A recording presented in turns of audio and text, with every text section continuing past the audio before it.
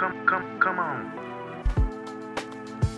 Welcome to Part of the Solution podcast, hosted by me, Natalie Damiano. Join me for a discussion on all things health, wellness, fitness, parenting, and more, all with a healthy dose of humor. Hello, and welcome back to another episode of Part of the Solution podcast. Today, I have a very special woman with me. Her name is Bridgette, and we met maybe a year and a half, almost 2 years ago at a retreat in Arizona.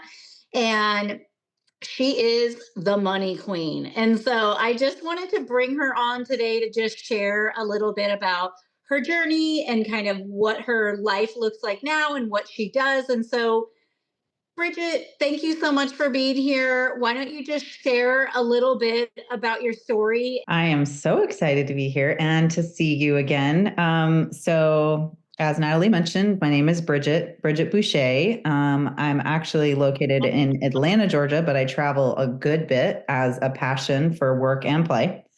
My story is probably not as unique as it might have been 10, 15 years ago, but I'll go ahead and share a little bit because I think you can always find yourself a little bit in anybody else's story.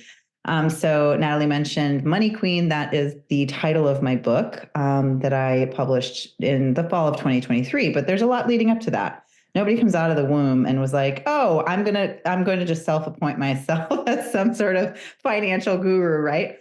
So there's always a backstory. But basically, I grew up in northern Minnesota, and I was really eager to get out and explore the world and see what the world had to offer. And my traditional thought and what was surrounding me was I had to go to college, get a degree, get a stable job, and work really hard and climb the corporate ladder.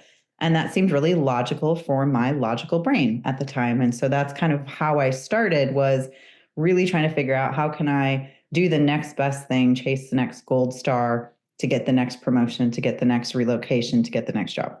And so over 20 years ago, that job brought me to Atlanta, and I relocated and again, moved up a rung and did all the things. And so ultimately, the cliff notes of that, I just kept climbing. I kept working harder.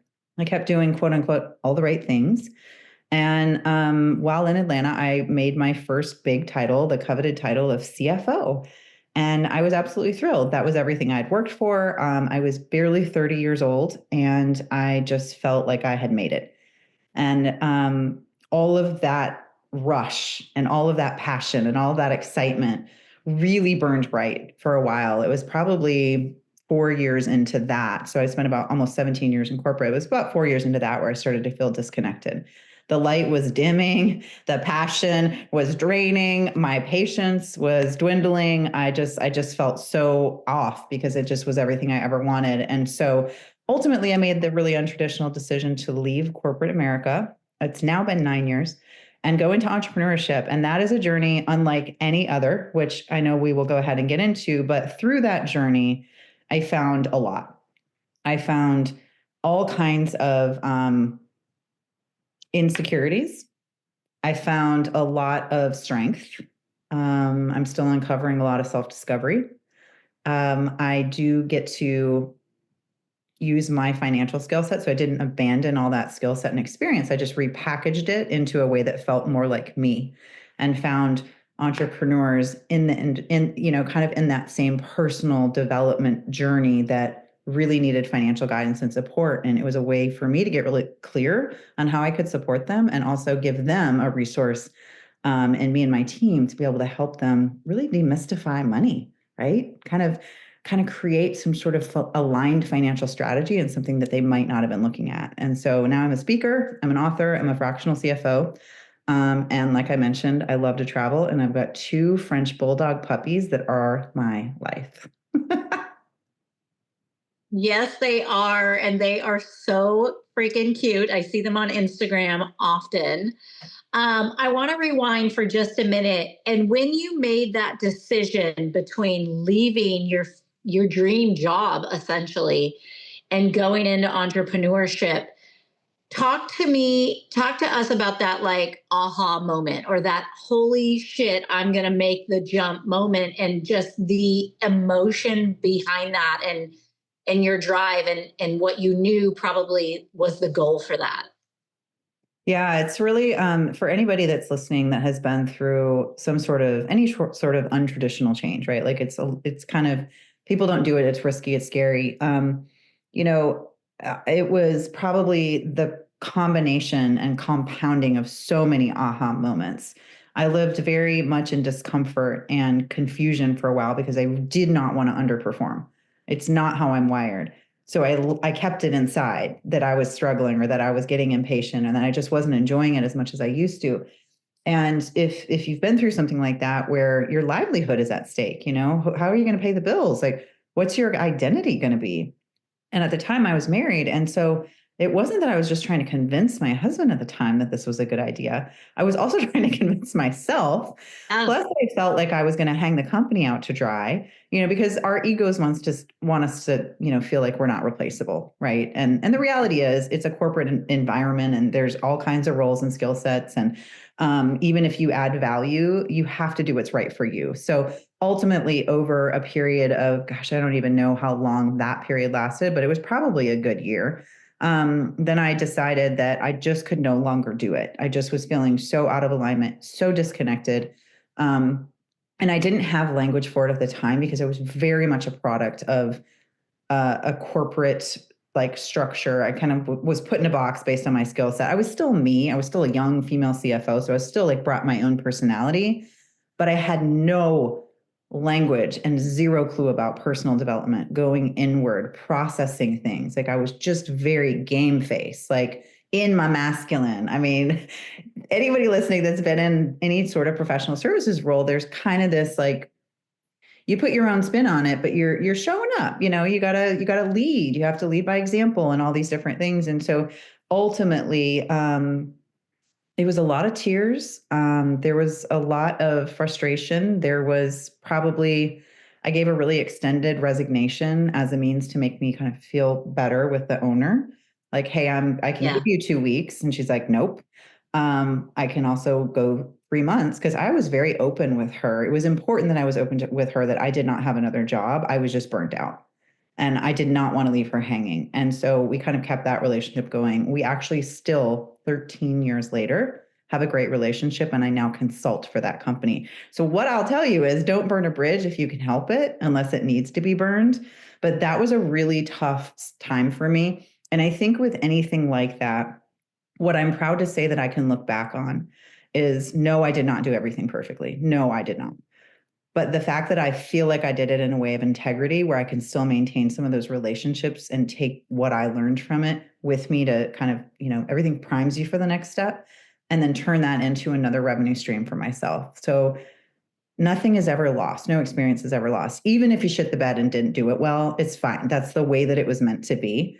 So just honor the experience for what it is. If you find yourself in that situation, it's unprecedented territory, most likely for you. So if you're listening to me and you're like, oh my gosh, I'm right there, I've been there, then honor the feelings, get as organized, get as supported, get as much in planned as you possibly can. But your body will tell you when something's off. And my body was just screaming at me.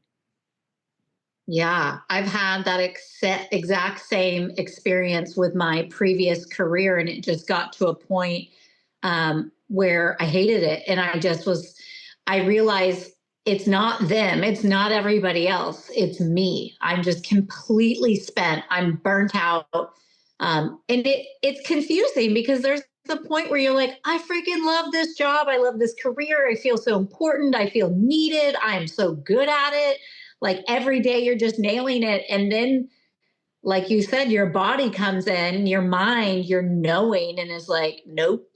And we bury it for a while. And then finally you're like, okay, I'm going to surrender to this feeling. And you take the leap, and zero regrets on my end leaving my previous career. 100%. Like, loved it. I gained so much from it, but time to move on.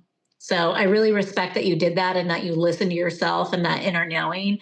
I hope that this will motivate other people to do that, because it is truly one of the best choices I made. And I'm pretty sure that it's probably one of the best choices you made.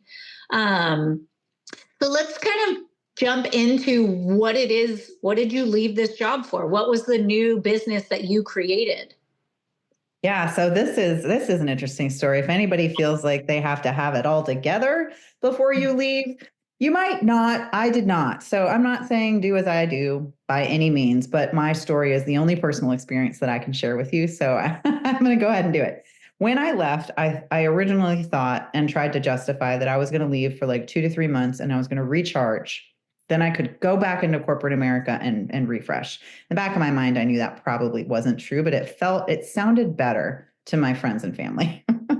Like, kind of back off, leave me alone, let me find myself.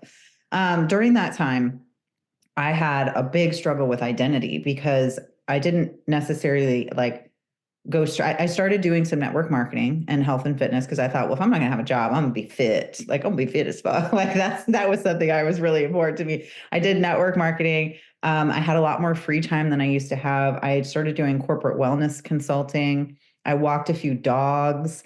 Like, I was just out there dabbling and dabbling. And of course, that's not going to be able to last forever financially when you have certain financial obligations, which we owned a home and I had a car and, all the things. And so after about 7 months, I was like, okay, I need to go back and figure out how I can do this differently. And so I started doing some fractional CFO work for a couple companies. And I look back on that experience fondly with a little, oh, wasn't that cute? Because I basically went in and I was doing the same thing. I just had multiple bosses. I just had a couple clients. I was still going in the office. I didn't really know how to price myself because I was a contractor, so I was undercharging. I was like submitting hourly detailed invoices. Like, it was gross. I despise it, but I needed it. I needed that because I hadn't built up the confidence yet. My identity was so shook by this decision that I made that in my mind, I almost felt like the confidence went with my title, went with my business card, went with my team that I was managing, with my corporate office. It's almost like for a while I believed that. So I had to kind of go through that like unworthiness season in order to realize, oh shit, they can't take my experience away from me. Oh my gosh, what am I doing? Right. And I did have to go through that over delivering, undercharging, undervaluing season in order to get where I am now. So that was kind of the first couple years. I was just kind of spinning. Like, I was making enough to cover the bills, but I wasn't really loving it. And then you hit a point again and you go, what am I just completely flipped my world upside down and I'm not building it back the way that I want it. So what do I want? What needs to change? And so after a couple years of that, I was listening to a podcast like your listeners are. I love podcasts. Can't stop me. I was listening to a podcast and there was a mastermind that was coming up. It was a pretty big investment, particularly for me at that time. And I'd never been in a mastermind. And I thought, oh my gosh, what is this? I didn't even know this existed. I was very isolated. I didn't know about the communities. And I invested in that in 2019. And through many different iterations of masterminding and the pandemic and becoming a financial resource for these entrepreneurs to figure out, like, what on earth is a forgiveness of a loan? What's a PPP? Like, it just catapulted me into an advisory role in this mastermind. And I got to gain confidence and have conversations with people about their business and understand that they really knew a lot of things that they could teach me about marketing and branding and messaging and solutions driven and enthusiasm and all these things, but they knew next to nothing about their finances. In fact, they were avoiding them. And so it became very clear to me when I got in these rooms and I was feeling so intimidated, like, how do I belong here? I feel so quote unquote corporate and these people are amazing and they're so high vibe and I just want to be in their presence, but I'm like intimidated by them. And then to lean in and have conversations, hear a little bit about like what my zone of genius was and see them retract. I was like, oh my gosh, I know exactly why I'm here. There is a very underserved market of amazing, talented, and ambitious people in this entrepreneurial space that are not supported in the way that they need to be financially. And so that was the moment when I kind of changed the business model, started building a team.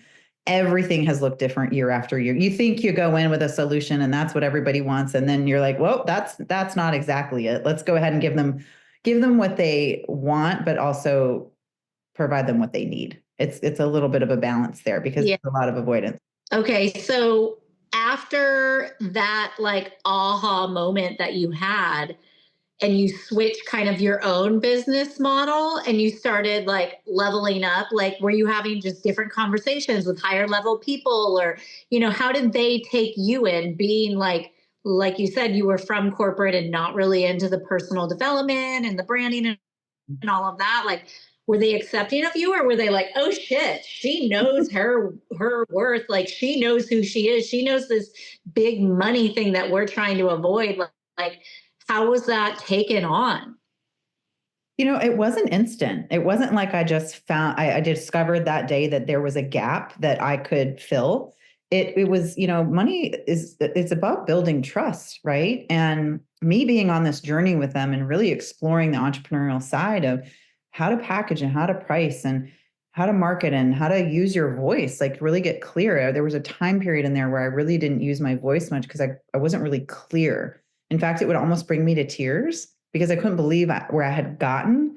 Wow, I left all that stability and structure, and now I'm here in this unknown, and I feel so less than.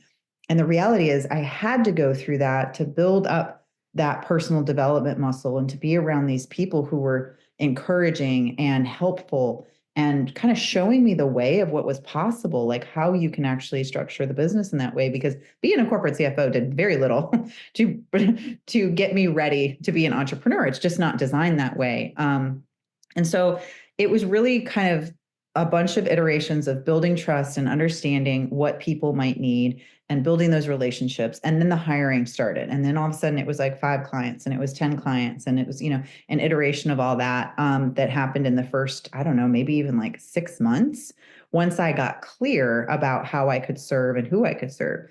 Now, again, that has evolved. That was, 6 years ago. And so businesses take different forms, they go different directions, there's pivots, people might have cash flow issues. And, and so we've recalibrated clients, I would say a couple different times. And we run a roster of about 12 one-on-one clients. The team handles a little bit more that are more on the basic bookkeeping side. But the reality is, there is a lot of people out there that are starting businesses, and there's a lot of people out there that are scared about money. I mean, the basic question you get is like, am I going to be okay? And when you don't have that visibility and you don't have that safe space to talk about money, it's easy to live in fear. And so in structure, you find freedom. But you got to build the structure. You got to have the game plan. You got to have the backup plan and be able to see what the potential of your business is. And that's what numbers and metrics and different things allow you to do. But I always put a little spin on it. I always say I'm part logic, part magic, because that entrepreneurial journey introduced me to personal development, and it got me to understand the language with which I wanted to receive information. And that's how I'm able to call in the clients, because they might hear me on a podcast or read my book and be like, oh, that's the style that I feel I need. I have a strong feeling about there's enough for everybody. And so for too long, I served clients that weren't my ideal. Like, we weren't on the same page energetically, where I wasn't either allowed to necessarily be myself or put my own spin on it. I'll drop an F-bomb. I love the woo. Like, I'm going to do all of those things. And so the reality is, I would much rather live in the space that I'm in right now, where I can be wholly myself, rather than try to compartmentalize my energy throughout the day. And that has felt a lot more freeing. And then as a result of that, the clients that come in know the personality types that they're getting. And that's really important with money. It is really important with money. Yeah, because it's, again, like an uncomfortable topic. So you really want to feel safe with who you're having these conversations with, or who is guiding you on it. So I know that I want to go into your book, because I know that you have a way about teaching people about money, about simplifying it, and then how they can bring it into like their business and entrepreneurship. And I've already heard you speak on this topic at a retreat, but I want the listeners to get it, because it's just a tangible thing to do. It's much easier than you think. And so I want people to hear from you about the framework that you have, and how you can simplify this and actually have money and make money and save money and live this freedom-based life that people desire, that you see on Instagram that we all want to have. So let's kind of dig into the Money Queen, which I love this book. I love it. It's a good read. It's an easier read. It's not intimidating. So everybody needs to go and get a copy. I will link it in the show notes as well. So let's kind of dive into Money Queen. Yeah, I love this. That is it's such a discipline for anybody that's listening that loves to read or listen to books or has written a book. It is definitely a discipline. And I'm very proud of what it became to be. And it's a culmination of all the patterns that I've identified in working with entrepreneurs, as well as becoming one myself. So you start to identify some of the things that might trip people up. And I thought, oh my gosh, I can't be on every stage or every podcast or in every room, but my book can be. So how great would it be to be able to pull all this together in a simple framework to be able to provide people? And if you're listening and you're not an entrepreneur, this is still for you. Okay. These fundamentals and this framework I'm going to share with you still apply to your everyday life, right? And your household, So I'm going to give you a quick rundown of the 4 R's. It's the Money Queen model. And I'll do it pretty quickly. You can certainly, as Natalie said, thank you. You can get the book and you can also get it on Audible if that's something. I'm more of a listener because I like to walk while I do, but up to you. Okay, so if you have a pen, paper, phone, notes, go ahead and grab it. But the Money Queen model, so it's 4 R's. The first R is very simple and very kind of a little playful, but the first R is rainbow, and it represents your fuller life. And the reason I chose rainbow is because scientifically speaking, no two people see the same rainbow. That is a scientific fact. And the reason that is so important is that what Natalie said earlier, we see all these lives that we think are perfection, and we might chase the dream, like me chasing the corporate ladder. I wanted to be the bitch in the corner office and stilettos and a designer bag. Like I wanted to be that because that was what I thought was going to make me happy. Spoiler alert, we're here. It did not long term. Maybe for a little bit, but it did not long term. So the first R is rainbow. You've got to figure out what your fuller life is. What does that life look like to you? Maybe it isn't that you want a yacht and 4 homes and something like that. Maybe you do, and that's great. Just get clear on it, because how else would you build your income, your business, your lifestyle around that to support it? So number 1 is the rainbow. It's your fuller life. I had to get very clear on that. I'm still getting clear on that. So give yourself grace and permission to know that can and probably will and should evolve. The second one is revenue. You can't really manage money if you don't have it in the first place. So you've got to have a revenue generating strategy, whether that's your marketing's dialed in, your client acquisition, whether if you are a W-2 employee, what is your income generation plan? Are you up for promotion? Are you working, do you have multiple streams of income? Whatever that is, the money has to come in order for you to manage it in the first place. And so what I say to clients all the time, probably too often, they're probably sick of it, is when in doubt, generate revenue.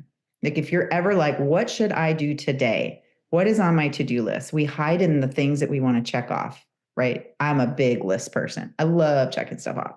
But in reality, if I'm the only one that generates revenue for my business, I have to prioritize that. Not all day, every day, but it's got to be in my calendar. So revenue is number 2 for that very important reason. Number 3 is resources. So we talk about 4 really important resources. It's not going to be new to you, but I'm going to list them off because it is so important to think of them this way. But it's basically time, because right, money's renewable, time's not. Time, money, people, so team, support, and energy, right? How are we taking care of ourselves? There's a lot of wellness focused people that are listening, and managing your money is a form of self-care.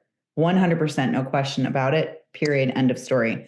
By definition, well-being, self-care is, taking active steps to improve your well-being. And if money is currently causing you stress, anxiety, you're not able to sleep, you're kind of in this fearful state, managing it, understanding it, learning it, using your numbers is going to help increase that. So managing money is a form of self-care. And I would encourage you to think that way and make that shift, because then you might be able to go into number 4 more easily. Okay. So we got rainbow, revenue, resources, and the final one, which is rituals. So rituals are just simple as this. Schedule a monthly money date. Get to know your money. Get to know your numbers. Compare it month over month. Which direction are you looking for it to go? And there's all kinds of resources in the book about like how to improve your profitability, how to track your cash flow, different ways for pricing your offers, right? But all of these really support the 4 R's of the Money Queen model, because ultimately the goal of the book and the mission of my life is to run a profitable business or businesses while living a fuller life. And I believe that we deserve to be able to do both.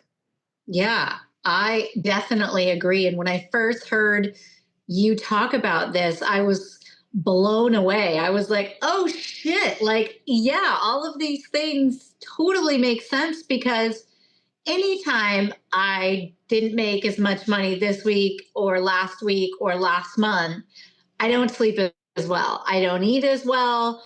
It's just on the back burner. And I bet you so many of us live like that all the time. Financial freedom, whether you're making 100K a year or a million a year, whatever that freedom is, if it's messed with, if somebody is screwing with it, or it's just not up to where you want it, all of these insecurities kick in, all of this self-doubt. Am I doing the right thing? What am I doing? Who am I? Like, it's the way you value yourself. And so I think that's huge. And I really like how you say go on a money date, like with anything, the more you do it, the more comfortable you're going to get with it. And so I think that's really important to do. And I love how you said that. And I hope that people will take that and go, okay, maybe I should do that. And let's look at it. Yeah, you guys, money's not going anywhere. Yeah. So the sooner you can create a connection with it, right? Understand how your money story still might exist in your life. There's a lot about that in the beginning of the book, but really, we're all kind of the product of our personal experiences, our upbringing, the way we've treated money. What is serving us? How do we want our future money self to actually benefit from the work that we get to do now? And I think that's really important. And you hit on something really big when we're talking about like the business and the fuller life is, there is absolutely no revenue goal that is worth your peace. No revenue goal that is worth your peace. I've been in rooms before. I've gotten sucked into certain things where my old gold star chaser would come out and be like, well, if I just work more, if I just work harder, I can reach that next milestone. Maybe I'm not in a season of business right now where that actually feels scalable. Maybe it would all fall on me. And I'm not saying like I am all about abundance. Do you want to make $1 billion? I support you. But ultimately, you've got to really be able to define, if my business, doesn't necessarily always mean a bigger business is a better business, because if you're going to scale and just burn out, then ultimately you have to define, if bigger isn't better, what's better in my words. So what would be something like, say I have a listener who's about to, make that shift, whether it's into just a new career, entrepreneurship, or maybe it's a young person listening and they just want to save more and be smart with their money. What are some tips or suggestions or thoughts along that you could give to the audience that would help make it seem just a little bit easier and not as scary? Or what would you tell your kids? Yeah, it's well, one thing I use this a lot. I don't even know where I heard it, but it's like you can't boil the ocean. You can't boil the ocean, but we all want to, right? Like we want to jump to the finish line. And so the reality is, what is the next best step to get to the next milestone? You have to kind of reverse engineer it. So if your goal, you mentioned a couple different scenarios. If you're like, you know what, I'm in this situation where I really want to leave this corporate job and I'm coming in and I'm miserable every day. What if I give myself a deadline? Okay, I'm going to work through July because that's when I get my bonus. Look, no shame. You earned that bonus. I did that. Or I'm going to work to the end of the year. And I need to reverse engineer from that date what I need to really think about. Is health insurance going to be something I need to consider? Or do I have a backup plan? Do I have a savings account? What does it actually cost me to live so that I can kind of understand what kind of runway I have? What research can I do on this new business to just even get started? Do not get hung up on the website yet. A website without Yeah. clients just means you look like you have a business, but you don't. When you actually have a business, you have paying clients. So I wouldn't start with a website. I'm not saying it's not important. I just think when you are out there kind of finding where there's a demand and where my skill set or skill sets that I can acquire can meet that demand, that's the research part of it. I would encourage you to have fun with that season because you still got your job, you still got your paycheck. Dabble. If it's that important to you, maybe 1, 2, 3 hours a week to do some research. But once you have that reverse engineered, there's something very beautiful and it just builds so much momentum knowing that you're making progress, right? And so you gotta I call them snack size strategies, right? So what is the goal? What is the date? Reverse engineer it. I think you mentioned another goal of just saving more money, different things like that. It's really a question of a need or a want, right? So if you do have a W-2 job and you've got money coming in and, what does it actually mean to you? What would having more money in a savings account or an investment account mean to you? And it's really not more, it has to be the emotion. Like, how is it going to make you feel? Is there a sense of safety? Is there a sense of security? Is there a sense of pride? Well, hell yeah, all those things. So if that is really important to you, you need to then ask yourself those questions like, when I'm going to purchase a handbag or a flight or whatever, what's more important to me? This feeling that I'm ultimately seeking, can I kind of contribute into a bucket over time to reach that feeling that's really important to me? Or am I in the moment and want to live experientially and go on the street? That's only you can answer that question. But the thing is, if you don't ask yourself the question, you're never going to be able to answer it. You're just going to act in the moment. So you got to ask yourself better questions, right? Yeah. And I think some of that just comes with age as well. When you're younger, you're going to act way more in the moment. And then I'm sure, true to a lot of people, you have this moment where you're like, oh, shit, I got to really think about these things and get smart. And so I think your method, your steps, your framework is a really easy bridge for that, to transition into this just money mindset, but from this soulful emotional place, not as black and white like you were in corporate. And I do believe, like, if people are that motivated, if they are driven that way, they're gonna keep going. And I think that can be a really powerful tool to use in this game of life for sure.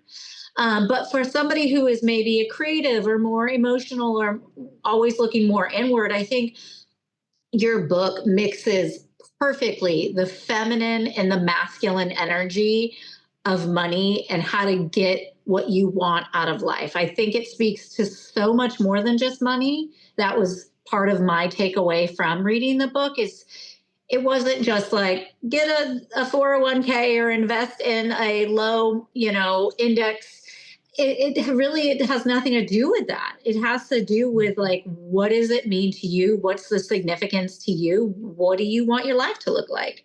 What are the important pillars in your life? And I really like, because that's me, and so this book speaks to me because I am both masculine and feminine energy. And the older I get, the more I want to blend the two together for this, like, beautifully harmonious experience in life. So I freaking love this book. I think everybody should have this book, of course. I think you're great. And I kind of want to wrap it up with, I'd love to just hear about how this book has kind of changed you. And also, will you write another book? And if so, like, what are you thinking about? Oh, it's on my mind a lot. I'm a big journaler. I write it's probably been consistently for about 4 years. It's a really great way for me to process. Writing the book was certainly a milestone. I mentioned it was a discipline. It helped me get clarity on my process and bits of my story that I was still uncovering. The book has changed me in a couple ways. It really stretched me in getting it done. I did a 4-city book tour. I did a speaking tour, and that's a big, undertaking. And I love it. I do love it because it's easier to share your story, right, than try to study something and create a PowerPoint. But the way that the book has really changed me was really significant. I launched the book in the last quarter in September of 2023. I started recording it for Audible. that following year in 2024. So just over a year ago, we're recording this in March of 2025. And as I was recording it, I don't know, I've never been an author before, but I assume a lot of authors don't go back and read their own book unless they're narrating it for Audible. And so in going through that process, I got really clear on some of my core values that I had expressed in the book and how that was not necessarily aligned with the life that I was living. And so what I mean by that is reading my own words really allowed me to sit back for a minute, zoom out of my life and say, what is actually fulfilling this mission? I mentioned profitable business, fuller life, all these components that I write about and talk about. And, like Natalie said, and I said earlier, is like, leaving a corporate job, like the company might not change, but you've changed. And so I found that in my personal relationships. And so as a result of going through my own words, I made another untraditional decision. And I decided to leave a 13-year relationship. And it felt like one of those other moments of my body's kind of starting to tell me. We went through a bunch of iterations to try to save it. We're very friendly now. It's been a year. But ultimately, I did the other creative destruction round 2, flipped my life upside down again. I'm 45. That can feel scary to a degree to kind of start over in that area of your life. However, I couldn't unsee the vision for something better. And I thank that experience. I thank the time I spent in corporate. I thank the time I spent married. I truly believe everything does prime you for the next step. And all those experiences are the culmination of who you get to become. And so it doesn't mean that any of that is ever easy. But what it does mean is you get to choose, right? You get to choose. Money gives you choices. My business allowed me to make that choice, right? Like there's all kinds of factors that go into it. But I think at the core of it all, your body will tell you, listen to your body, go inward, journal, do however you can to process and kind of quiet the noise outside. Because once you do that, you can start to seek the communities that you need, the support that you need, people that show you the potential of your life. And it's so exciting. I mean, not every day, some days kind of blow, right? That's life. But really, like there's a lot out there for us. And I know for me personally, I got in my way a lot. In spite of everything we've shared here, that doesn't mean any of that was easy. I was very uncomfortable. I was very unsure. And some days I still am, right? Let's blow the Instagram, model out of the water. Everybody is, nobody's got it all together. And I think that actually makes me feel a heck of a lot better for the days that I don't. I think, yeah, it makes you feel more human. And I think a lot of people I talk with is so tired of this perfectly curated Instagram post or story or ideology of what your life is. I mean, I get it. I only share the good things. I don't, like some pictures are filtered, versus other ones. But I do pride myself in trying to be as real and as raw as possible because that is life. And I, like you, have made really hard decisions and have really pushed myself into discomfort in order to gain from that. And I think there is something really great to be said from that and the strength that it gives you. And I wouldn't change any hard moment in my life. Nothing. I wouldn't, maybe a few nights in my 20s. And, but other than that, I wouldn't change any of these milestones or mountains or things that